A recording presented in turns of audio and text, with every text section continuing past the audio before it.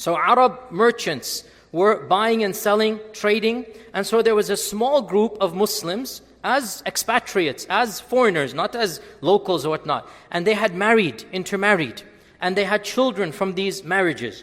It so happened that they didn't go back to Arabia for a long period of time, and they all died, and their children remained Muslim. Their mothers were from locals, and their parents, their fathers are from Arab lands. So the king of Sri Lanka decided as a gift, as a gesture to the Umayyads, to send these children, these boys and girls, back to the Muslim lands as a gift that, we respect, we want to have good relations. So the Sri Lankan king did this. He sent a ship, and the ship had the young ladies and the boys of these Muslim merchants. Pirates from India, pirates, intercepted these ships and took these young ladies. You understand why. News reached the Umayyad Caliphate. And the Umayyad Caliphate sent a message to the local Raja, the local king. His name was Dahar or Dahir. The news reached the Umayyad Khalifa, and he sent a message to the closest king. You have to hand these young ladies back to us. They are our children. They are our, ummah. You're not allowed to do this. The Raja says, I'm not doing it. It's the pirates. And these pirates are rebels. I have tried so many years to fight them, I can't fight them. Whether it was real, whether it was an excuse, we don't know. But he refused to get involved. And so, Al-Hajjaj ibn Yusuf, the governor, he became so enraged, he sent his own nephew, Muhammad ibn Qasim. Muhammad ibn Qasim is from the tribe of the Banu Thaqifa as well. He sent his own nephew, Muhammad ibn Qasim, 17-year-old military general, and he armed him with everything. Gave him everything that was needed. And he said, destroy this Raja, destroy. He did not stand up when we needed to, so now you need to just get rid of this person. So Muhammad ibn Qasim then landed at Daybal. And Daybal is a drive away from Karachi. You still have the remnants of Daybal to this day. I'm not sure, an hour, I don't know if anybody's been there, they can tell me, but I think it's an hour away from Karachi, 45 minutes from Karachi. So he landed at Daybal, and this is when the expansion began.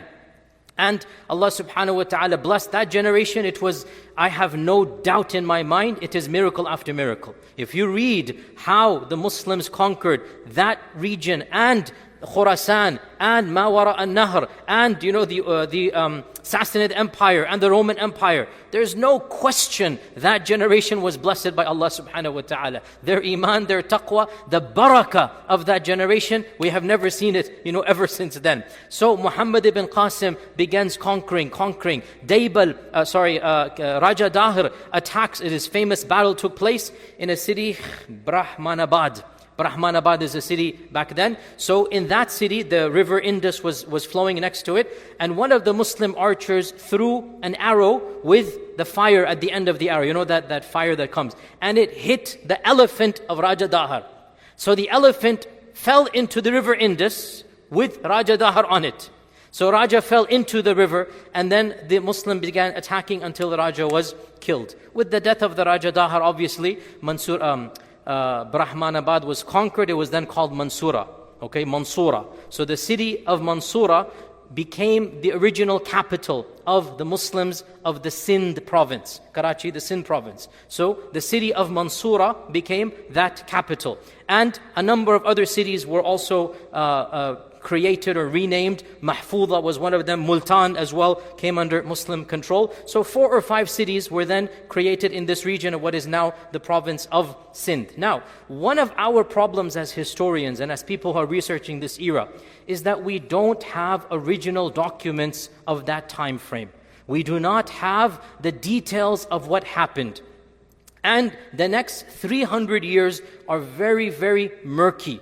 There are no large volumes written about the Muslims of India of that time frame. We literally have pages. That is it. Why? Because the action for most of the historians is in Baghdad, it is in Kufa, it is in Damascus, it is in Mecca and Medina. This small province of Mansura and Mahfudha and Makran and Multan.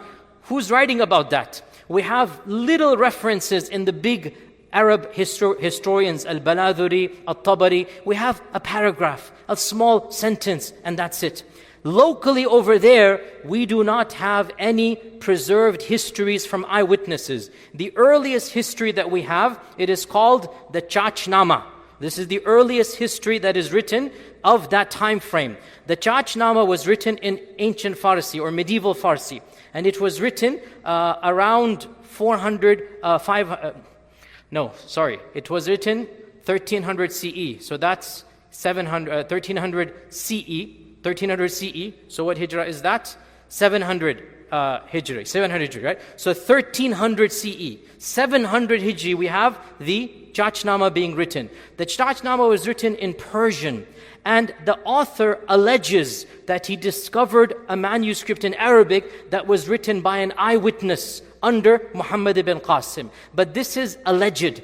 And the stories are so romanticized and put into flowery language that we don't know what to believe, what not to believe. So the Chachnama is something that is used, but at the same time, there's an element, because it was written for a king. And any time you write something for a king, any time you write something for a ruler, what's going to happen? You give it some leeway, some extra whatnot. So this is our main problem here. Now we know that the Umayyads continued to send governors to these provinces, but the Umayyads lost the war to the Abbasids. The Abbasids lost interest in that region. It was too far for the Abbasids. They sent a governor or two. They sent a particular governor. That governor died, and so an insurrection took place, and one of the locals basically declared himself to be the Sultan, declared himself to be the governor, not the Sultan, and he said, I am now going to rule on behalf of the Abbasids. And his dynasty became the longest dynasty of this time frame. It is called the Habbarid dynasty.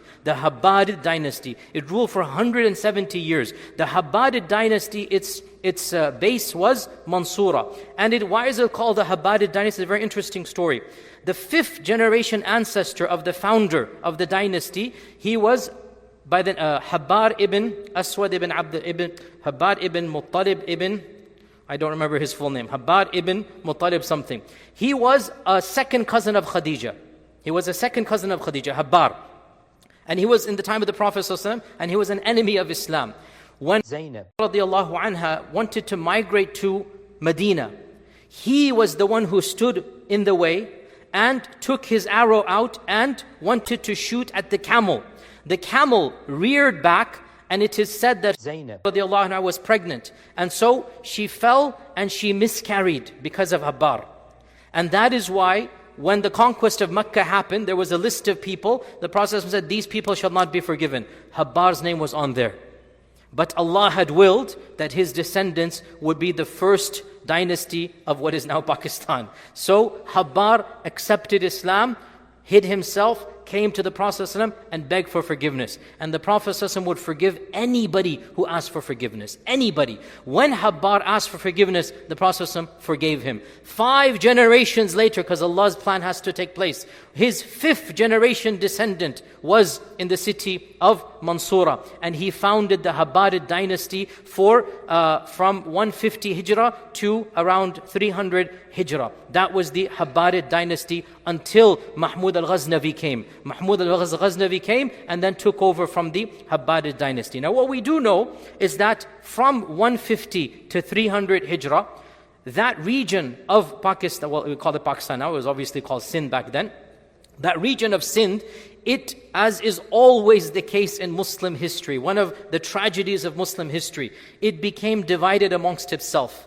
And rather than being united under one governorship, at least 5 governorships were created. Every city became independent from the other. Every city is boycotting the other, fighting the other. The same thing happened in Andalus. Exact same thing. You had 27 mini dynasties in Andalus at one given time. Can you imagine? What do you think is going to happen when you have 27 dynasties? Of course, Ferdinand and Isabella are going to come and reconquer the entire land. Of course that's going to happen. The Muslim disunity is our problem from day one. Instead of uniting against others, they began fighting amongst themselves. كُلُّ حِزْمٍ بِمَا لَدَيْهِمْ فَرِحُونَ. And so, between these cities now, we do have one other source of information, and that is just a few paragraphs of travelers that went through these regions and recorded what they saw. Not Ibn Battuta. Ibn Battuta is much later on. We have travelers that came before Ibn Battuta. We have people like Ibn Hawqal. We have people like Al-Istakhri.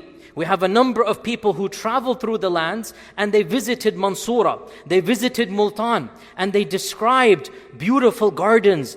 One of them says that the people of Mansura, they dress and talk like the people of Iraq, because the conquerors were Iraqi. So 300 years later, and you have a mini Iraq in Pakistan. Mini Iraq, the language is Iraqi, the dialect is Iraqi, the dress is Iraqi in that region. So the traveler describes this. Also, interestingly enough, for those that are students of fiqh, we know that the Zahiri madhab was predominant over there, right? And he actually writes that there's a small group of Hanafis, but the predominant madhab is the Zahiri madhab. The Zahiri madhab, there were 5 madhab once upon a time. This is the 5th madhab. It disappeared over time. But it was common in that region until what happened. Another interesting point, all of this is random facts. Another interesting point, so we talked about Mansura.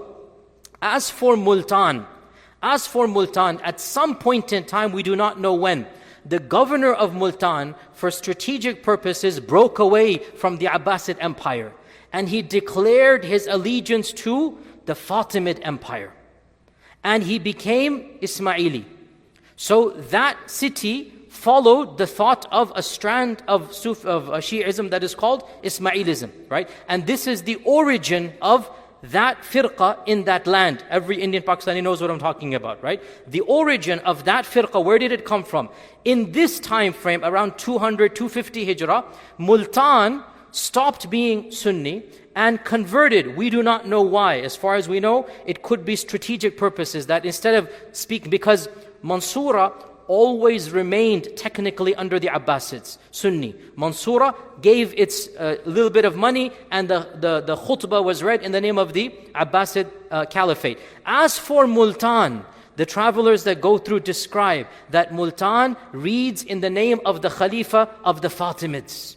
Right? And this is where a group of people converted. They called themselves Khoja at the time. It's a firqa, it's a group. No, it's not a firqa. It was an ethnicity of traders at that time, and they converted to that group. And as we know, people of that region know, their descendants still, they had to adopt, because Ismailism went into different trends. You had the Bohra, you had the Nizari Aga Khani, you had the Duruz, and you had all 3 of these in that region at that time frame. So their antagonism increases, and it was at this point in time when Mahmud al-Ghaznavi, for reasons beyond the scope of these regions, Mahmud al-Ghaznavi decides to attack, and he was the one who then destroyed Multan as a Fatimid province. And he recaptured Mansura, and he then united that region under his famous, Ghaznavid empire. And then history is recorded. We do have history recorded from Mahmud al-Ghaznavi. One of his secretaries by the name of Al-Utbi, he was a historian. So we have the history of Al-Utbi. It's an eyewitness of